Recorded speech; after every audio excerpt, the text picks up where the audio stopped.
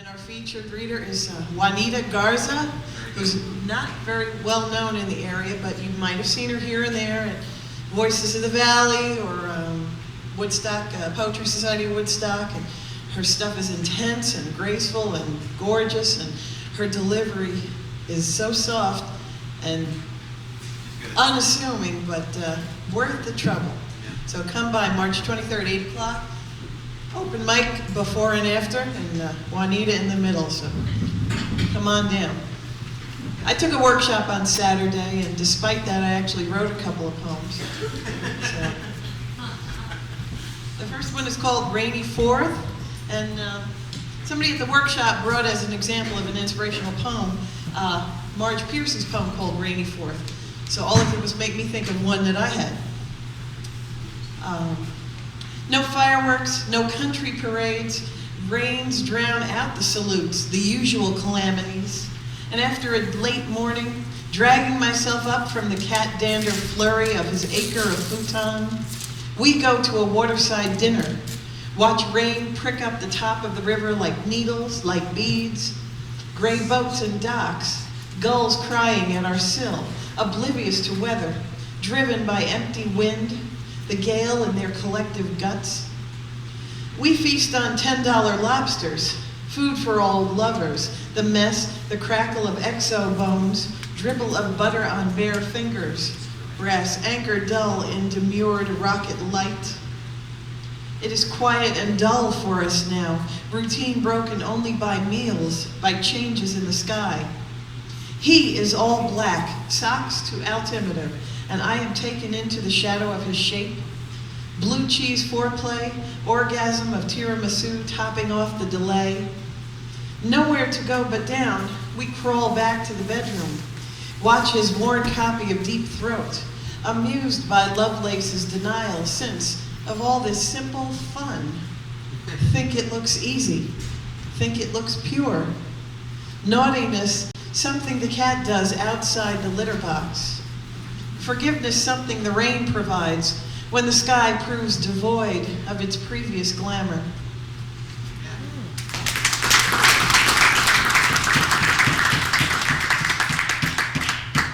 And someone else mentioned a poem by Sharon Olds, and I could just take all the topics she writes about and just rip her off for the rest of my career, but it's a poem concerning adolescence, so I just ran with that.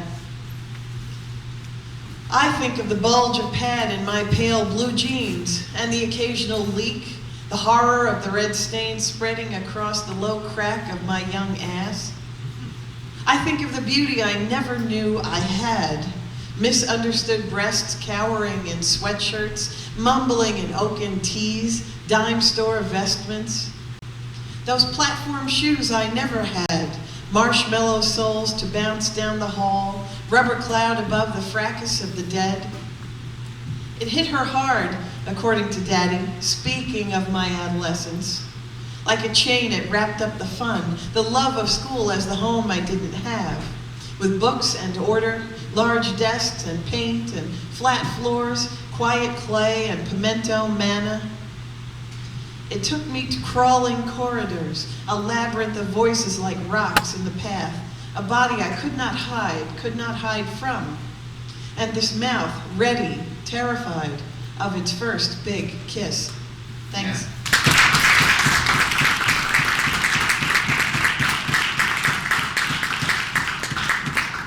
Thank you, Cheryl.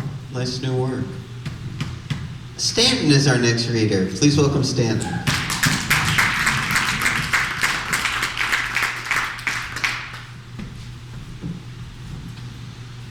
Thank you. I'd just like to say that I've actually been really impressed by everybody that's read tonight. Even the stuff I didn't understand.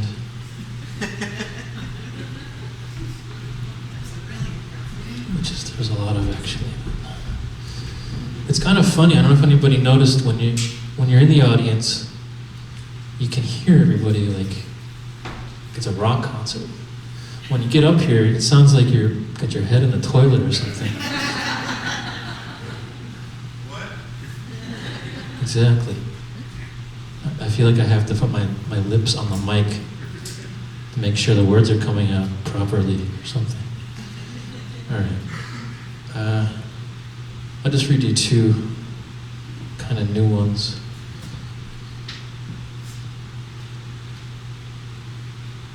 In the woods, the great disease has already spread.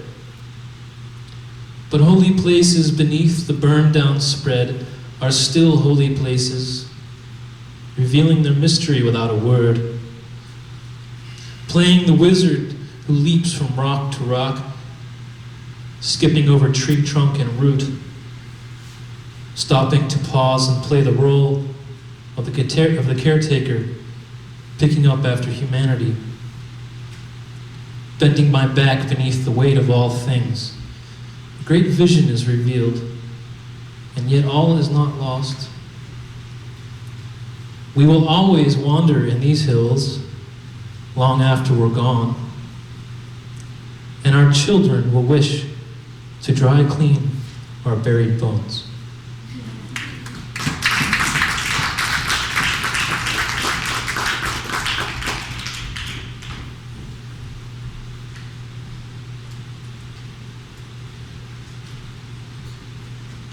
All of this over the mountain roads, through the Catskills, into the small towns and the valleys with the pine trees and the oak trees and the clouds that are thin beneath the blue sky.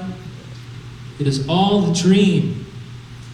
It is all a dream forever and on and on. Thank you very much.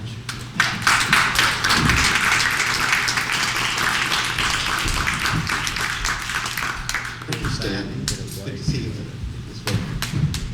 Gene. Please welcome Gene.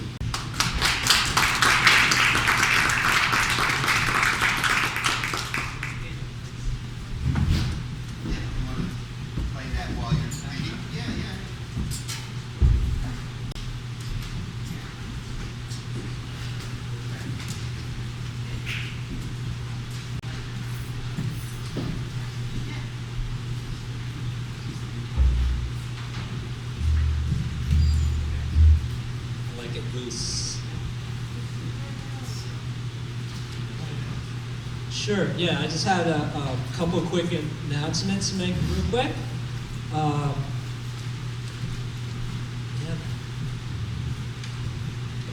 Let's see, we're going to start having rainbow potluck picnics, and they're going to be every Sunday starting on April 21st, which is a day after Earth Day, which is every day, of course, from noon to sunset at the Magic Meadow, just past the Buddhist monastery in Woodstock. Bring a vegetarian dish, juice, tea, drum, guitar, a skill to teach, a blanket, sage, incense, or knowledge to pass on. Come naked, come clothed. Parents, hide your children. We are coming, and so are the Hare Krishnas.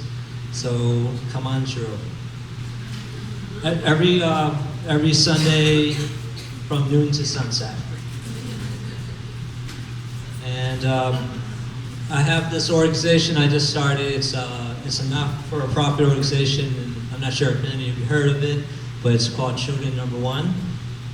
And I didn't know what to call an organization for a while, and to me, children are number one, so that's why I call it Children Number One.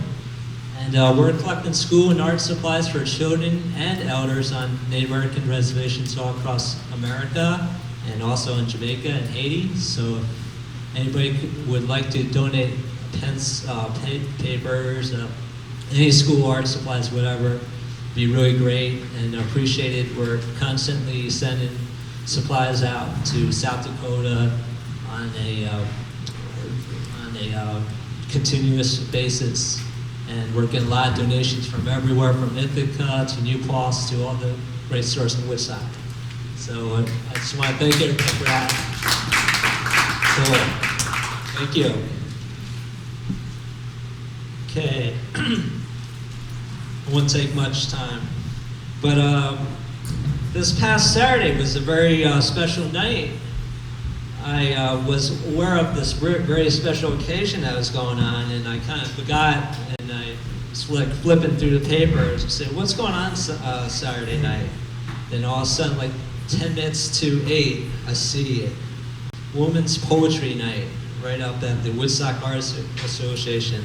And I said, wow, I gotta go check this out. So I went, and it was a great success. And Tamar, who organized it, great job. And it was very, very good place and very good event. So just want to hear from Tamar. All right. And March is Women's Month, so more power to you. And just want to let everybody know that. So I have two poems dedicated for Women's Month, and I know there's women out there and they have a feminist side, and there's guys that have a feminist side, because it's good to have a balance, and it's very important to acknowledge and to let everybody know that the feminist side is so important. So I just want to let everybody know that, and it's very crucial. All right. Thank you. So this is a poem. I was up in New Paltz today, and I work there. I work at a greenhouse. It's really great, working plant plants in middle of January, February, March. And there's this really nice, cool vegetarian vegan restaurant I went to, and always get good food there. I'm not vegan or vegetarian, but I try to eat as much as possible. And I saw this flyer there, and first thing I saw it said whore. And I said, what the heck is that? So I grabbed it, and I started reading it. It was some poetry by this sister who I haven't met yet. Her name is Rebecca Walker, and it's really, really great. And it goes something like this. I am unclean, I am dirty, I am a slut. I know this because television says so, because men's magazines say so, because the people sitting next to me in the restaurant say she is, and if she is, then I am too.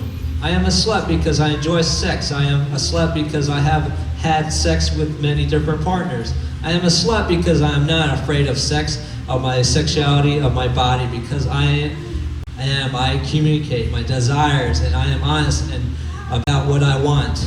That is true. I have fought against the sexual indoctrination of our culture, the obsession of and the over-sexualization of women's bodies, and the contradiction that tells how it is easy and is cheap. The society that is based with images of sex and of sex, not really talking about the awesome things or the dangers of sex.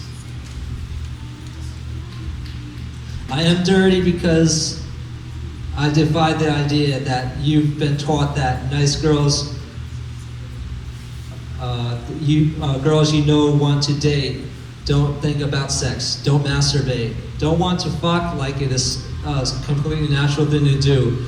And if a nice girl don't, then women who do are dirty. If you see me as dirty, then you see me as disgusting. And if you see me as disgusting, you do not treat me with respect. And if you do not treat me with respect, then what does it matter? What matters to me? Like rape, I must have been wanted it, right?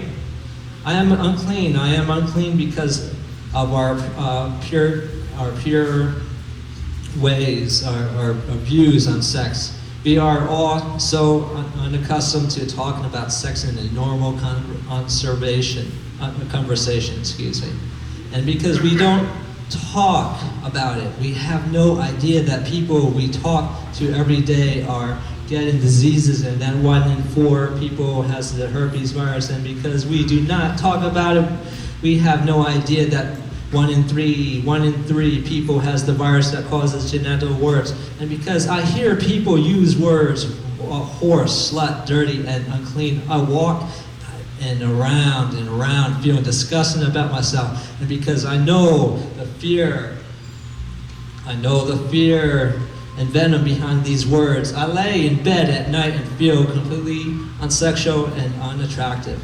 And even though I am happily pro-sex woman, those words still have the power to make me feel like I am a piece of shit. especially because I am that 1 in 3. And that's it.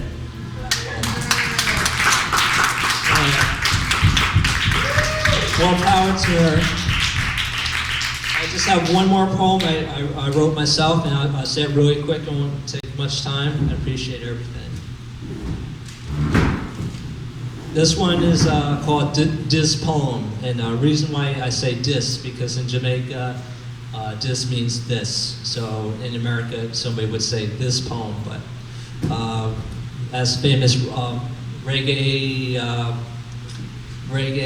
poet, musician Mutaruka said, he often says this. This poem is dedicated to all the women, WOMYN, out there. This poem is dedicated to all feminists in the world. This poem is dedicated to all the women and leaders of the world out there. This poem is dedicated to all the future women leaders of the world. This poem is dedicated to women like Harriet Tubman, Signoria Truth, Rosa Parks, Winnie Mandela, Pam and Ramona Africa, who are fighting not only for feminist rights, but for equal rights for all women of all races all around the world. This poem is dedicated to great leaders and fighters alike, Joan of Arc, Queen Sheba of Ethiopia, Cleopatra, and so much more. This poem is dedicated to all the midwives out there, bringing a human touch to giving life, not a fluorescent, cold, hard one. This poem is dedicated to Jean Pravati Baker, a very great midwife indeed. This poem is dedicated to all the women healers out there, the Reiki therapists and herbalists. This poem is dedicated to Susan Wheaton and all to the apprentices out there in West Saugerties. This poem is dedicated to all the bitches out there. When I say bitch, I mean being in total control of herself. This poem is dedicated to the Wise Women Center. This poem is dedicated to my mother, who is in the bare world right now, and a great woman indeed. This poem is not dedicated to all the so-called men out there who has done harm and great injustice to women. This poem is set to tell you the truth. This poem is out there to set your mind free, to set yourself free. This poem is here to tell you that out there, all violent crimes in the world today, 94% of them are done by men. The other 14%, mostly from women who have been victimized by men, violence, rape, and abuse. This poem is dedicated to both the women and men who have been standing against any violence against women.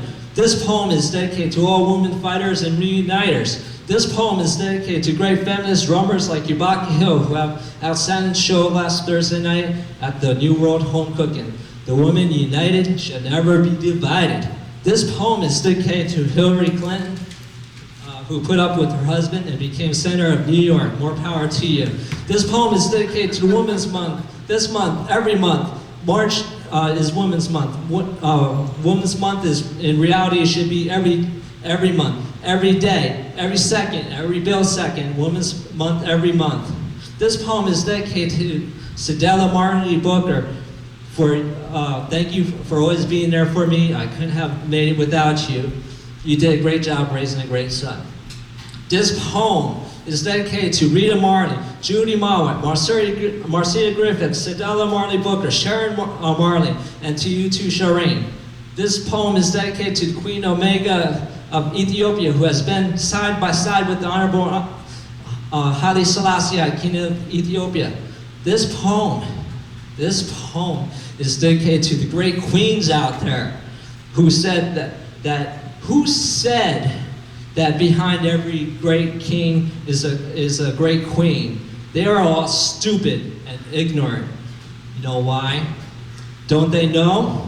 Does everyone know? Don't you know that alongside, side by side, every great king is a great queen? Side by side, not behind. This poem is dedicated to all the Ethiopian women, the most feared soldiers of Northern Africa. You don't want to mess with them, trust me. This poem is dedicated to the snow, the precipitation, the rain. I know you gotta have a good heart. I know I've seen it. This poem is dedicated to all the great women leaders, to lots of did not mention. This poem is dedicated to all Native American tribes. This poem is dedicated to all leaders, and not all of them are men. They might have final say. Women have the final say in decisions of most of the tribes. The elder woman is the leader of the tribes. This poem is dedicated to all the women elders of all tribes of all nations. This poem is dedicated to Winona LaDuke, who ran for vice president with Ralph Nader, who I feel should have won. And you know how hard it is to beat politics and their tricks, especially from the shady. This poem is dedicated to the nature of woman, healing, nurturing, yet strong and courage to preserve, while man seems to want to destroy, create and destroy, and fight and kill and destroy. Women hold that very important part of the balance. If there was just men on earth, our planet would be fucked up and gone long fucking ago.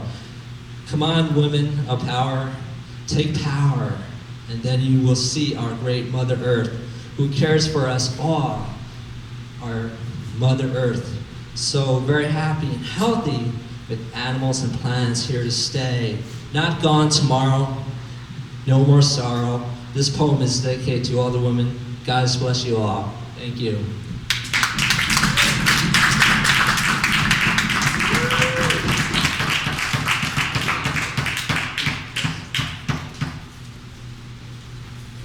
Thank you, Gene. Blue. Blue is our next reader. Please welcome Blue. Blue got a haircut? Please welcome Blue in a new haircut. Cool.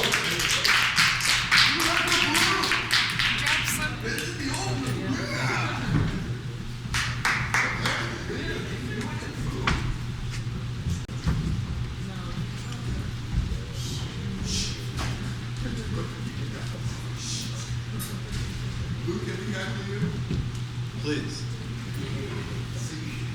All I have is stories. Great. A lot of good ends tonight. In '97, I wrote about my trip that I took to Hollywood in '91 when I was 15, and I didn't feel like I'd written quite enough about Hollywood, so I wrote this a few years ago. I feel as though I should elaborate on my Hollywood experience. I don't feel as though my brief account that I had written in 1997 quite expresses the caliber of that time. There really is no measure for how traumatically affected I had become from living there. It was a modern Gomorrah, a virtual den of wretchedness and evil beyond just having a heathenistic good time. Hollywood was lurking and waiting at all times for someone to let down their guards so that it could pounce upon them and devour them whole. I became a feral animal while I was there, and something inside me enjoyed it. In fact, I revered those times as the best ever until I remembered how to be rational again. It was only by the grace of God and the fact that I was in with the street life that I even survived it. Something about the place transformed everyone into vampires and ghouls. Even the hippies who showed up there homeless left with a newly nihilistic approach to life. For the less optimistic, Hollywood was a vortex spiraling downward towards self-annihilation and moral abandon.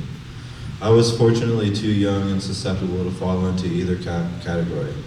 I instantly melded into the landscape and ran with the wolves. Though the aftershock of what I experienced while I lived there has never quite left me.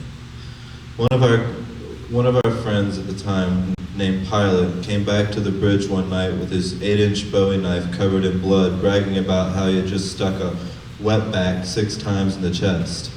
If anyone else would have claimed to have committed such an atrocity, I would have discounted it as a plea for attention, but not Pilot. Pilot was only 16 at the time, but he was big and mean with a maniacal glint in his smirkful eyes. He stood about 6'2" and about 3 feet wide, and no one in their right mind would dare fuck with him for any reason. He had the look of a jackal in his eyes, and I had seen him fight enough to know that I never wanted to be on his bad side. He took to me and Mike right away, fortunately. Whatever happened to Mike, Mike was the guy I hitchhiked out there with from West Virginia. Well, he adopted the nickname Vlad while we were in Hollywood. He enjoyed the cryptic Gothic scene there and made himself at home for a while after I had gone. He eventually returned to Charleston while I was living in Princeton. I got a phone call from the Charleston police while I was living in that trailer in Oakville with my dad. At first, it was just Mike on the line as far as I knew. I didn't know that the police were listening in. Mike attempted to hint at getting me to go along with something. "Hey Blue, remember when you told me that I could go into your house while you were gone?" he asked me. No, I replied truthfully. "You know, you told me to go in through your window." He was cut off by the police telling me that he was under arrest and for him to give it up. Then my mom got on the line and told me what had happened. Mike and Russ, an old friend of mine from before junior high, the Russ that had accompanied us to St. Louis in Jason's mom's van, had broken into my mom's house through the downstairs window that I used to sneak in and out of at night to go smoke pot with Mike or sneak people into the basement with me. They had stolen my mom's VCR, tape player, and some jewelry. Suspecting Mike, my mom had him arrested and fingerprinted, revealing that he had committed the robbery. Russ apparently had no idea that it was our house. He was just following Mike's lead. Mike ended up ratting him out to the police, and they both were sentenced to paying my mom back for the property they had already sold by that point. I resented Mike for trying to scapegoat me for that. I would never condone that kind of treatment toward my mother, especially after she had been nothing but kind to Mike for the few years I had known him prior to that. I did, however, forgive Mike for what he had done.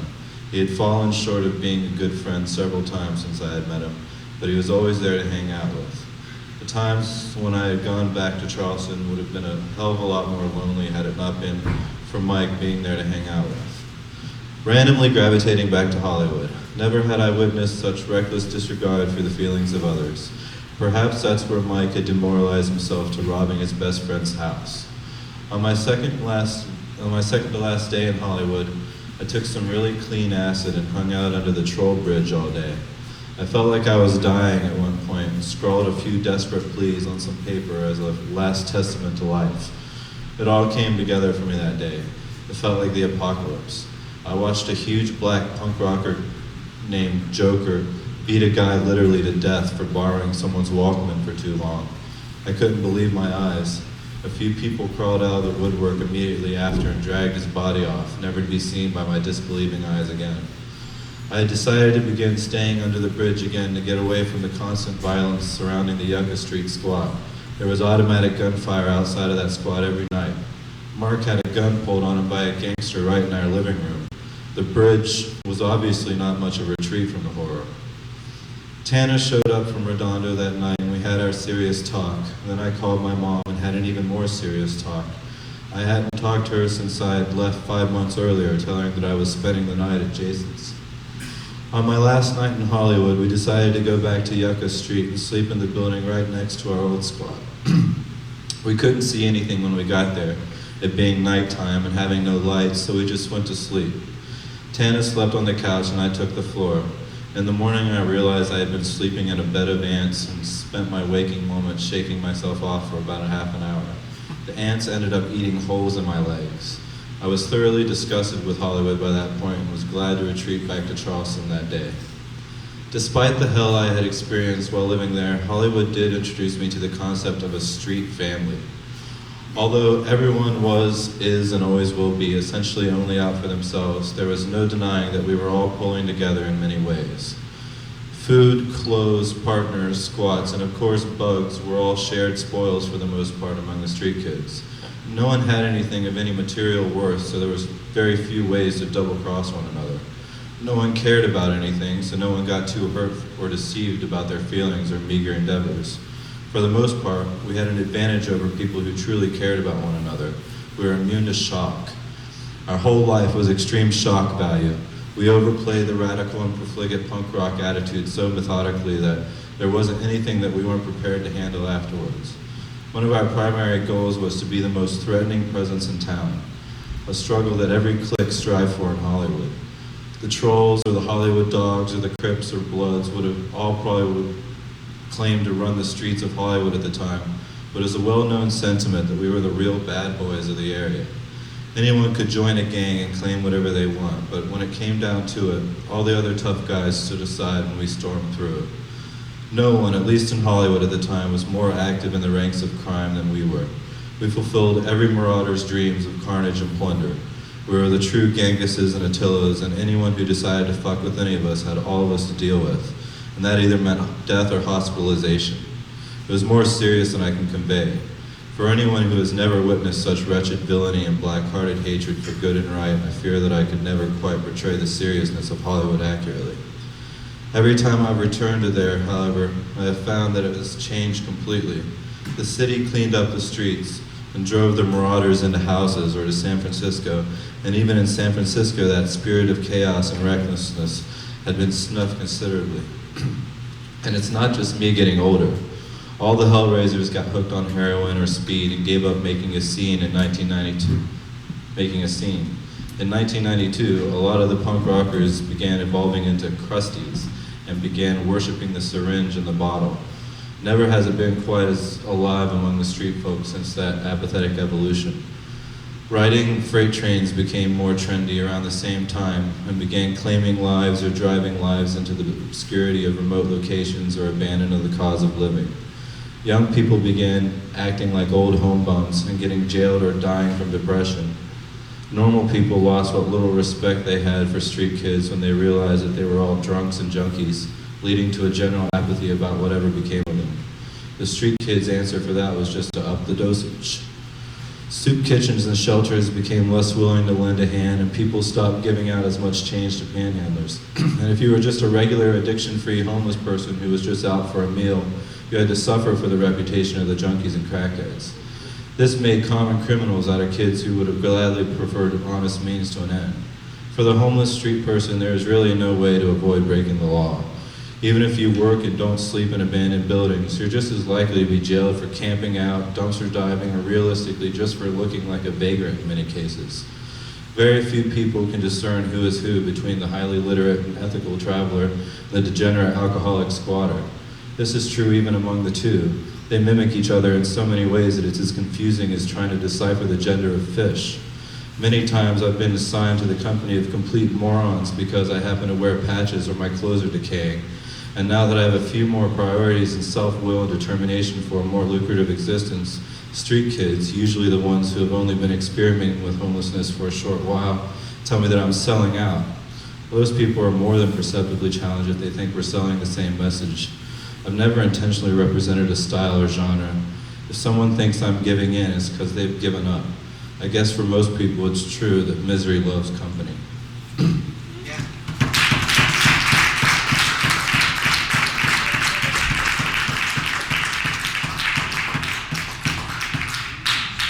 Thanks very much, Blue. Nice. Is that where it ends, or does it continue? Goes to the bathroom. The gender of fish. That's a good one. Drew! Are you up there still? Indeed. Please welcome Drew. Heckle Drew. Heckle, heckle, heckle, heckle.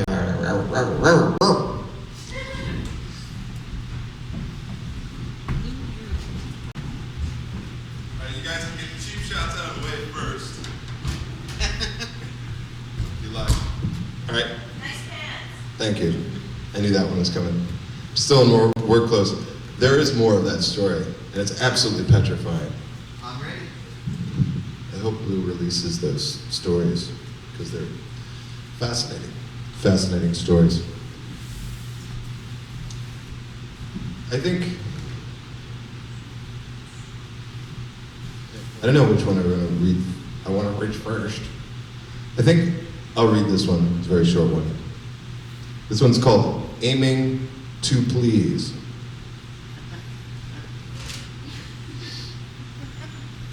I'm aiming to please. Do you? I have fleas, maybe a sexual disease, and my breath smells bad from the meal I just had. And I think of how nice if it could surely suffice, if some unconditional life would, please. Yeah. This is a letter. What? Yeah, it was really close to that. Thanks. I wrote that poem when I was 15, okay? So give me a break, okay? Okay? I just saw it tonight. I was going through my stuff, and I thought that would be very interesting to read. All right, this one is a letter I just recently sent to a friend. It's very serious. Please, I have reason to believe you may be leaking my actions to the press. I don't know how, but you are exhibiting a hypnotic cornucopia of abstract psychodramas, and its cathartic release, of course, a total shock, to which is the root of my above-stated how somewhat disconcerting it is, in its total and seemingly unfinal yet familiar discourse and obsequious and nepotistically related activity, to which the stemmed result is a saturated and explosive rendition of an indifferent, yet in so many ways different ways of complete and utter resolution that is akin to the directive in the resulting favor and disfavor in environmentally challenged lenience and enforced unenforceability in subjective arenas and explicit non-domains and recollection, intention, and invention in my perception, which is of course the direction by inflection, i.e. destination or otherwise unconscious vacation. And that's directly related to my mission. However, everyday reality conveys that in simple ways, the most unassuming and unintelligible, maybe intelligible, yet no one can fathom, the innumerable combinations, so they just concentrate on their own. If you know what I mean, you will see quite a different picture of perhaps not just one world in its giving order of inherent flow and ebb in ways that it is which for not free, or is it for free, but freedom's sake, or stake in which we are in, or is that when we just begin, that familiar guide of ties in the boundary of our compassion, the awesome sense that we actually keep company on this good green earth that everyone sits and all of us trample? How do you explain that to your everyday man on the street and his black hole of responsibility in his brave new world, and make us blush to think a wholeness was right in the corner of our eyes in the constant evolution of cooperation and consent that no one can corrupt or sully in its excellent manifestations of blinding heraldic works that are wrought from spirit, and all would see its unsolicited beauty that radiates from one's own soul if we're not afraid to look. Its only commandment would be love, and all would not fear. In fact, it would be just what everyone was waiting for. In its correct feel and truth, like it did in simultaneous resurgence of that uncontainable and omnipotent fashion of all. The very stuff that we are made of screams this, and it doesn't stop until the next commercial break.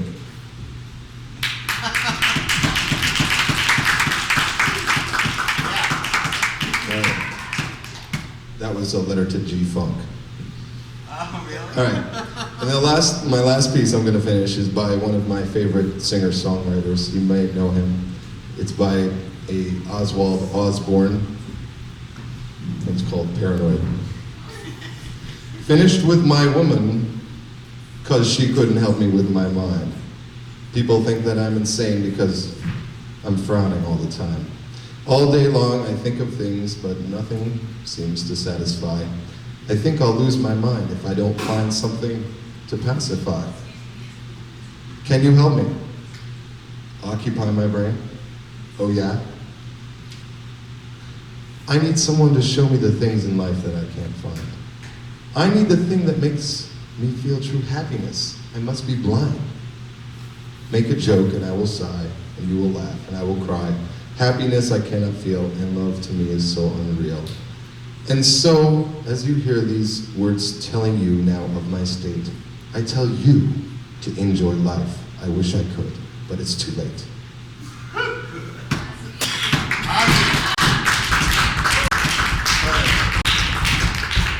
Okay, I can't take credit for that one, guys. I'm sorry. I just wanted to show you that without that, if we have Prozac, none of that would have been possible. Okay? Just remember that.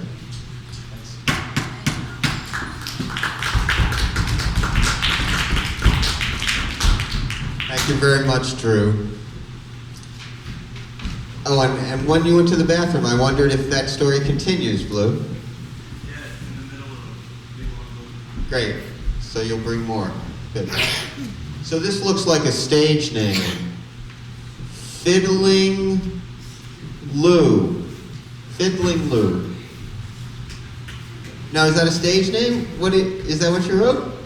Yeah. Okay. Please welcome Fiddling Lou.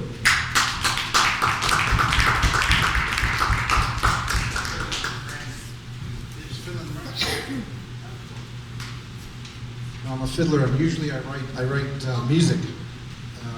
So actually, I'm going to try stuff that's songs, without the instrumentation. See how it goes. But first, I take this one out every year around St. Paddy's Day. So this is an old Irish poem I wrote to become. I received a certificate as an honorary Irish poet after writing this. This goes back to '76 when things were a lot hotter in Ireland. And I like it. I hope you do too.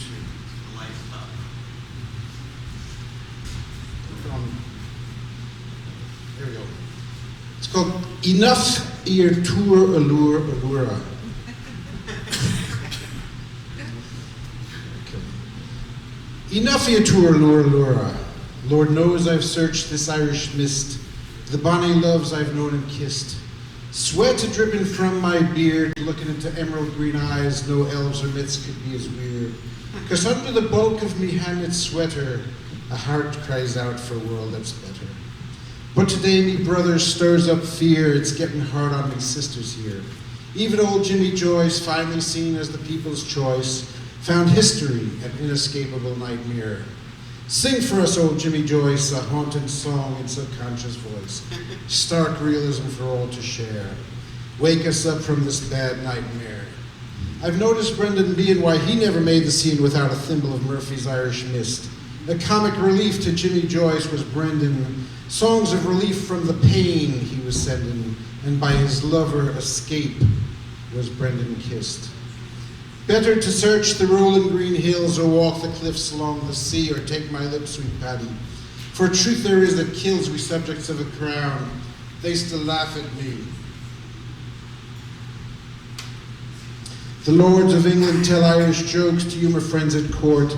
I sit in me little pub, the thimble of sweet Paddy, the boot of English sport. Once we were a noble people, free of king and free of pope. Now Anglican subjection, Vatican interjection, pull on me heart, so filled with hope. Someday an Irish free state will end this painful stalemate.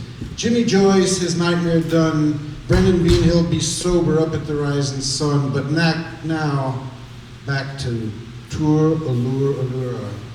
Lord sees this moss-covered rocky crag. Should we blow it up or can we learn to live in love under a single Irish flag?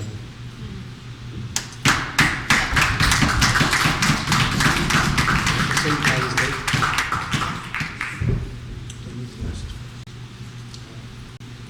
The blues, the blues, the blues. I played the blues for many, many years, and then it seems like it's always most people who play the blues blame it on a woman. For me, it's always been a woman who saved me from the blues. And so this is, she's taken my blues away. She's taken my blues away. And I think the sun's going to shine today. And I think that the good things are finally coming my way. Camped out by a stream where the fantasies and dreams become reality, it seems, when she takes my blues away. Early morning, sunbeam wakes me up when she brings me love in a sweet coffee cup. She's to me so damn free. She gives to me everything. She's taken my blues away, and I think the sun is going to shine today, and good things are finally coming my way. We're camped out under the sun, where good times are done. The early morning sunbeam wakes me up. She brings me that love in a sweet coffee cup, and she's so good to me. She brings me everything. All I gotta do is look in her eyes. It comes to me as such a surprise why she's so good to me. She's taken my blues away.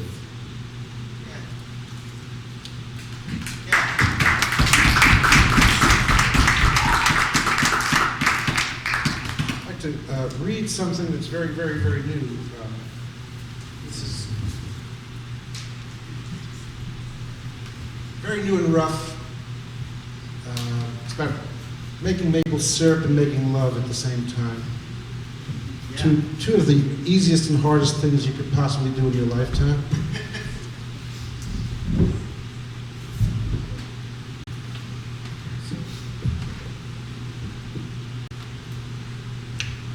It was the winter that Willow worked with me.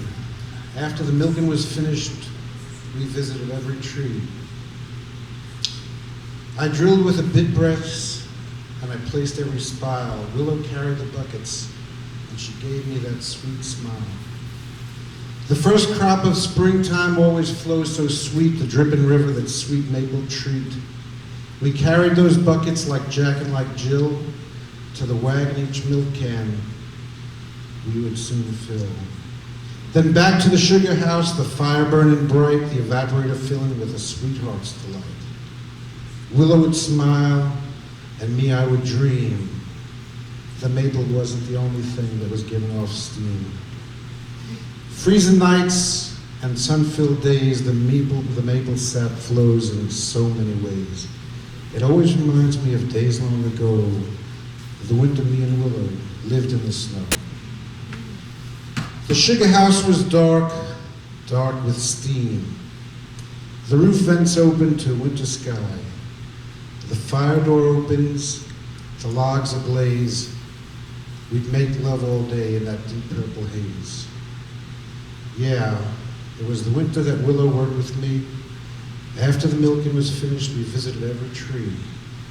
I remember drilling with that old bit brace, and I remember placing every spile. Willow would carry the buckets, and she turned me on with her smile.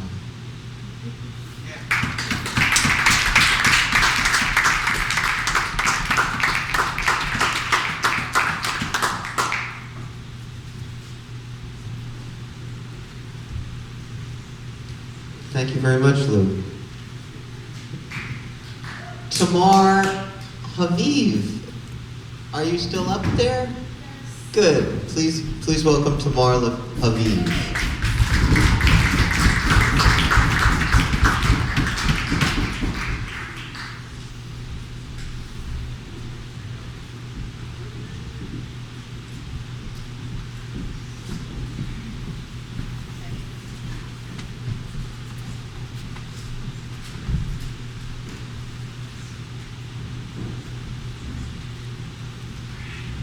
You were leaving. I'd wanted to cry on her chest without speaking. Can't we softly each other these things? The hall light pale, we pass here again. She is beautiful, still and round. She is red on the inside, I can tell by the mouth or her belly, comforting, gratifying a couch. Either way, her pale conviction awes me slowly in the heart. Child steps and loud breath, I play my time to her. She has her hips for telling and possibly the softest curve bottoming her feet. I can watch her long.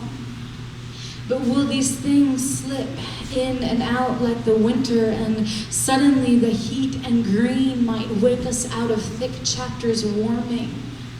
With January pouring contradiction and the refrigerator speaking like a grumping star in my room at my bed, the gold light waits. I cocoa butter my hands and face. I pick the phone up often, dial tones and longing voices, my friends, my loves in my phone. The globe contents me near my sleeping, slow colors, round earth.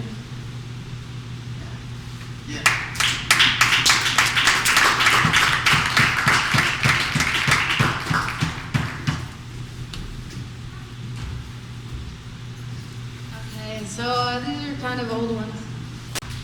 I know. Kind of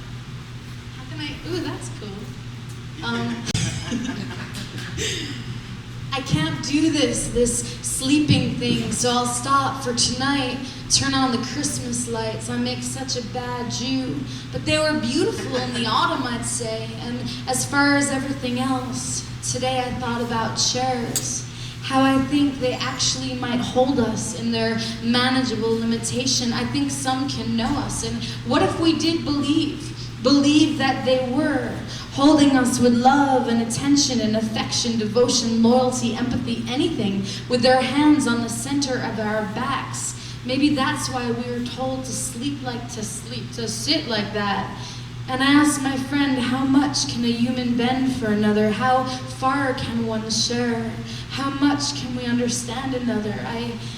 I'm jealous most of the time, I think, of people, of things that aren't mine, and that's the truth. Sometimes I went away, I changed my name to what I can't say, but the girl I needed in my neck and couldn't ask anyone because there would be apology in my ask, or I'd want to tell them I have done for others, and I might beg, please do unto me, but I couldn't.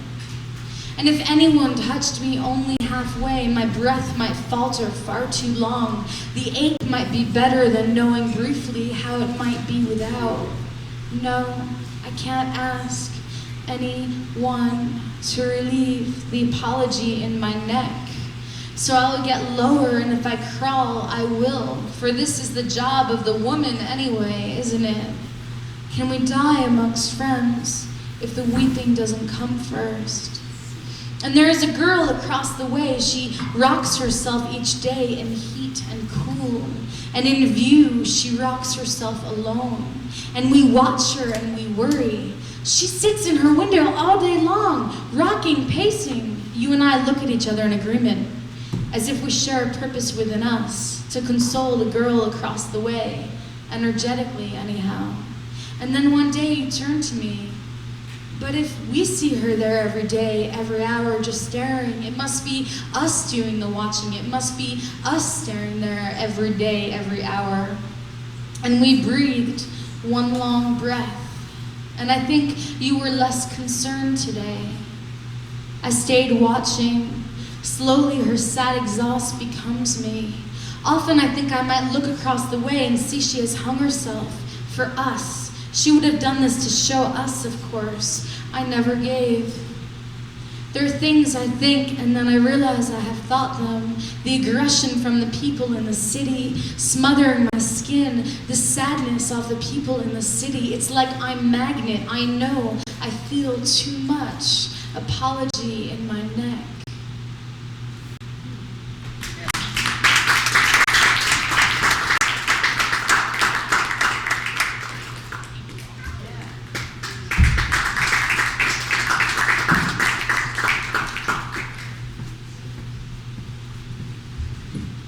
Thank you very much, Tamara, as always. Really musical and nice stuff, and dial tones and longing voices. Yeah, I've been there. Michael Stark. Oh, not Michael Stark. Well, Michael Stark will be a feature here in 2 weeks' time. Irene is next because Okay, she's next. let's join me in welcoming Irene. Our next reader, Irene McGarity.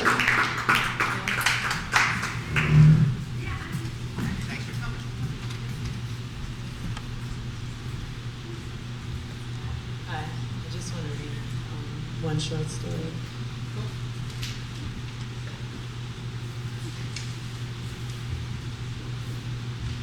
Okay, this is called The Secret to Beating a Habit. Oh. Thank you.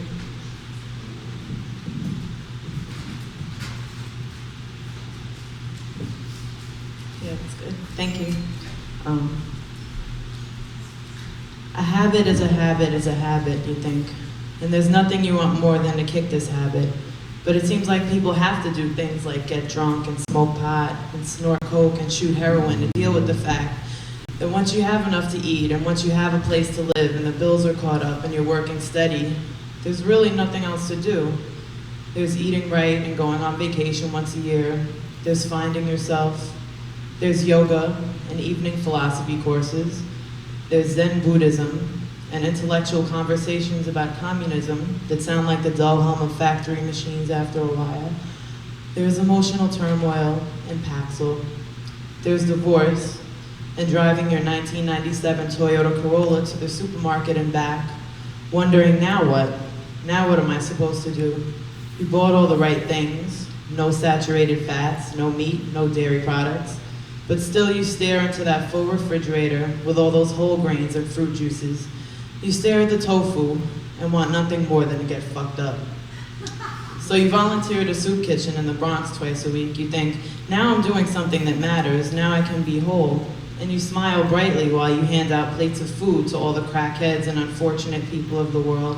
You talk about the weather and about President Bush, and they laugh and slap you on the back sometimes. They say they hear you, and you only cringe slightly at all the rotten teeth and the fact that the cook uses a whole stick of margarine in his recipe for stuffing. For a while, it's like you're finally home. You don't think about getting fucked up, except in passing, and it's always with a smug grin on your face. Because you found the secret to beating a habit. There's so many people in the world to be helped, so many good deeds to be done, so many mouths to feed and jokes to tell and Camel lights to give away to unfortunate souls.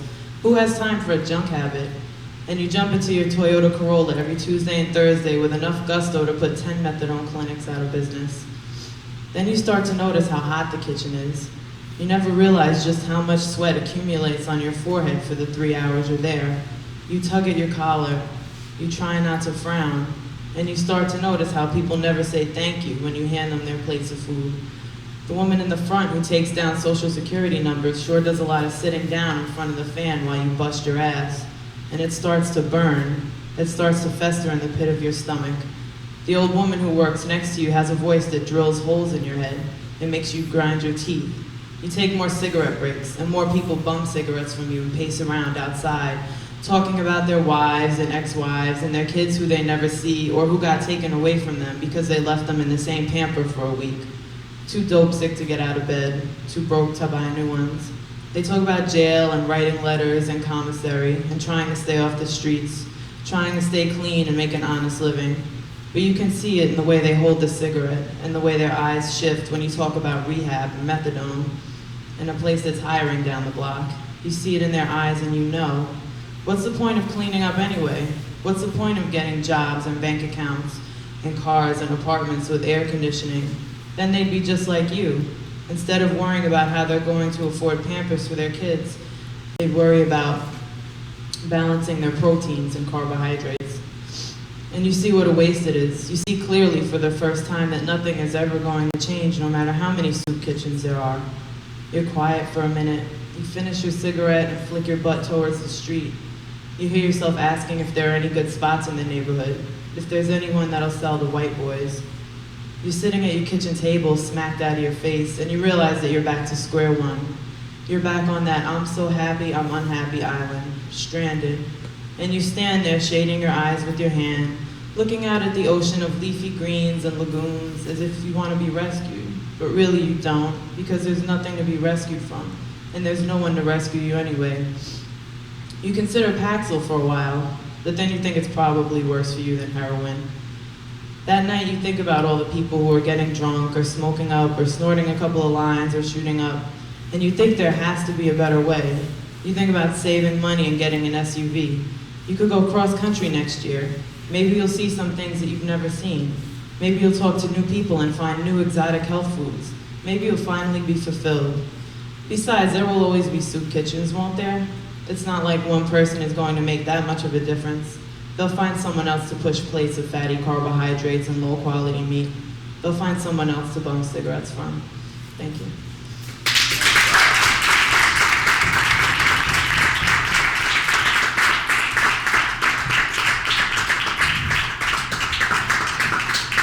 Thank you very much, Irene. I hope you come back and share some more. Damien is next. Please welcome Damien. down from above. No booing. No booing Damien.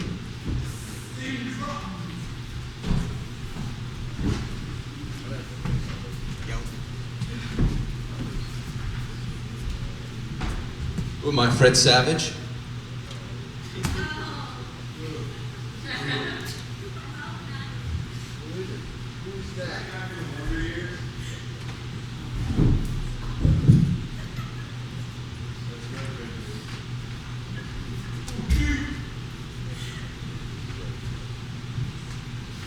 Oh, bully. Despair. Despair. This pair of shoes is too small, this hair, this clothes. Oh, what's been up my nose? Why can't anybody write a poem about fucking a rose?